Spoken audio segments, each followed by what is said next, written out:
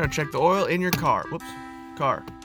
Locate your broken hood latch. Grab your broken hood latch. Pull it until it pops.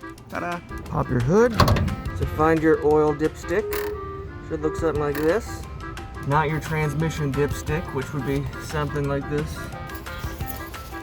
You grab some paper towel, pull out your dipstick, give it one wipe, stick it back in, let it sit for a second.